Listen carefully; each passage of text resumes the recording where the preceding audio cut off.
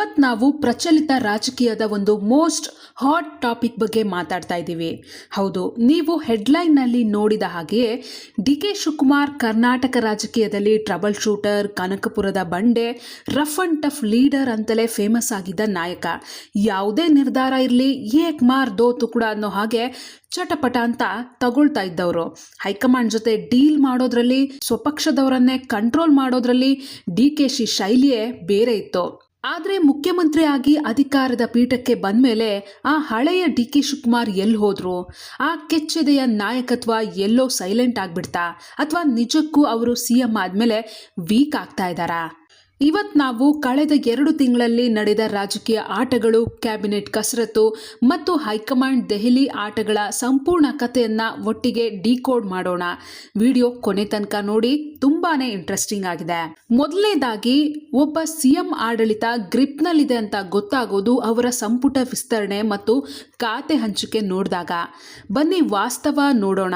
ಡಿ.ಕೆ. ಶಿವಕುಮಾರ್ ಮುಖ್ಯಮಂತ್ರಿಯಾಗಿ 2 ತಿಂಗಳು ಆಗ್ತಾ ಬಂದಿದೆ. ಆದ್ರೆ ಇದುವರೆಗೂ ಪೂರ್ಣ ಪ್ರಮಾಣದ ಸಚಿವ ಸಂಪುಟ ವಿಸ್ತರಣೆ ಮಾಡೋಕೆ ಅವರ ಕೈಯಲ್ಲಿ ಆಗಿಲ್ಲ.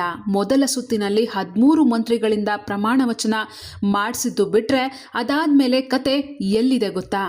3 ಬಾರಿ ದೆಹಲಿಗೆ ರೌಂಡ್ಸ್ ಹೊಡೆದಾಯ್ತು. ದೆಹಲಿಯಲ್ಲಿ 3 ದಿನ ಕೂತ್ರು ರಾಹುಲ್ ಗಾಂಧಿ ಅವರ ಭೇಟಿಗೆ ಸರಿಯಾದ ಅಪಾಯಿಂಟ್ಮೆಂಟ್ ಸಿಗ್ಲಿಲ್ಲ ಅನ್ನೋ ಮಾತುಗಳು ಕಾರಿಡಾರ್ನಲ್ಲಿ ಕೇಳಿ ಬರ್ತಾ ಇವೆ. ಹೈಕಮಾಂಡ್ ಮೇಲೆ ಹಿಂದೆ ಎಂತ ಪ್ರೆಷರ್ ಹಾಕ್ತಿದ್ದ ನಾಯಕ ಇವರು ಇವತ್ತು ಹೈಕಮಾಂಡ್ ಅಂಗಳದಲ್ಲಿ ಒಂದು ಸಿಗ್ನಲ್ಗಾಗಿ ಕಾಯೋ ಸ್ಥಿತಿ ಬಂದಿದ್ಯಾ? ಇಷ್ಟೇ ಅಲ್ಲ, ಹೆಚ್ಚುವರಿ ಖಾತೆಗಳನ್ನ ಹಂಚೋಕ್ಕೂ ಆಗ್ತಿಲ್ಲ, ಮಂತ್ರಿಮಂಡಲ ಪೂರ್ಣ ಮಾಡೋಕ್ಕೂ ಆಗ್ತಿಲ್ಲ. ಇದರಿಂದಾಗಿ ಬೆಂಬಲಿಗರಿಗೆ ಕೊಟ್ಟ ಮಾತನ್ನು ಉಳಿಸಿಕೊಳ್ಳಲಾಗದೆ ಡಿ.ಕೆ. ಶಿವಕುಮಾರ್ ಹೆಣಗಾಡ್ತಾ ಇದ್ದಾರೆ ಅನ್ನೋದು ರಾಜಕೀಯ ಪಂಡಿತರ ವಾದ. ಸರಿ, ಈಗ ಮಂತ್ರಿ ಆದವರಿಗಾದ್ರೂ ಖುಷಿ ಇದೆಯಾ ಅಂದ್ರೆ ಅದು ಖಂಡಿತ ಇಲ್ಲ. ಕೆ.ಎಚ್. ಮುನಿಯಪ್ಪನವ್ರನ್ನ ತಗೊಂಡ್ರೆ ತನಗೆ ಕೊಟ್ಟಿರೋ ಖಾತೆ ಸರಿ ಇಲ್ಲ ಅಂತ ಬಹಿರಂಗವಾಗಿ ಅಸಮಾಧಾನ ವ್ಯಕ್ತಪಡಿಸಿದ್ರು. ಅವರಿಗೆ ಸೋಷಿಯಲ್ ವೆಲ್ಫೇರ್ ಬೇಕಿತ್ತಂತೆ. ಇನ್ನು ರಾಮಲಿಂಗಾರೆಡ್ಡಿ ಅವ್ರದ್ದು ಕತೆ ನೋಡಿದ್ರೆ GBA ಕೇಳ್ತಾ ಇದ್ರು, ಅಂದ್ರೆ ಗೃಹ ನಗರಾಭಿವೃದ್ಧಿ ಖಾತೆನ. ಕೊನೆಗೆ ಮನಸ್ಸಿಲ್ಲದ ಮನಸ್ಸಿಂದ ಜಲಸಂಪನ್ಮೂಲ ಖಾತೆನ ಒಪ್ಕೊಂಡಿದ್ದಾರೆ. ಮತ್ತು ಕೃಷ್ಣ ಬೈರೇಗೌಡರು ಕತೆ ಕೇಳಿದ್ರೆ ಇವರಿಗೆ GBA ಖಾತೆ ಏನೋ ಕೊಟ್ಟಿದ್ದಾರೆ. ಅದರಲ್ಲಿದ್ದ BDA, BMRCL, ಟೌನ್ ಪ್ಲಾನಿಂಗ್ ಎಲ್ಲವನ್ನು ಸಪ್ರೇಟ್ ಮಾಡಿ ಎತ್ತಿಟ್ಟುಕೊಂಡು ಬರೀ GBA ಮಾತ್ರ ಕೊಟ್ಟಿದ್ದಾರೆ. ಹಾಗಾದ್ರೆ ಅರ್ಧಂಬರ್ಧ ಬೆಂಗಳೂರು ಉಸ್ತುವಾರಿ ಕೊಟ್ಟು ಏನು ಪ್ರಯೋಜನ ಅನ್ನೋ ಪ್ರಶ್ನೆ ಎದ್ದಿದೆ. ಇದ್ರ ಜೊತೆಗೆ ಡಿ.ಕೆ. ಶಿವಕುಮಾರ್ ಅವರು ಹೊಸದಾಗಿ ಪ್ರಜಾ ಸೇವೆ ಅನ್ನೋ ಒಂದು ಹೊಸ ಇಲಾಖೆ ಸೃಷ್ಟಿ ಮಾಡಿದ್ರು. ಆದರೆ ಅದಕ್ಕೆ ಮಂತ್ರಿನೇ ಇಲ್ಲ. ಹೂಡಿಕೆ ಇಲಾಖೆ ಅಂತ ಮಾಡಲು ಹೊರಟರು. ಅದಕ್ಕೆ ಪಕ್ಷದ ಒಳಗಡೆಯಿಂದಲೇ ಭಾರಿ ಆಕ್ಷೇಪ ಬಂತು.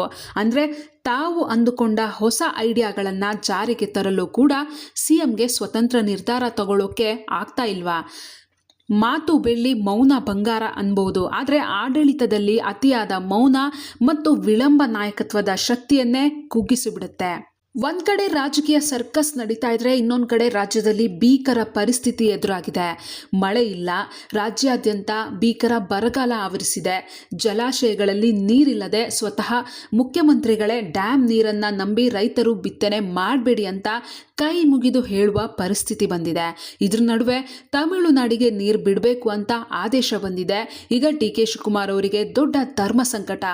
ಮುಂದೆ ಹೋದ್ರೆ ಮಾರಿ, ಹಿಂದೆ ಬಂದ್ರೆ ಮುಖಮಾರಿ ಅನ್ನೋ ಹಾಗಿದೆ ಸ್ಥಿತಿ.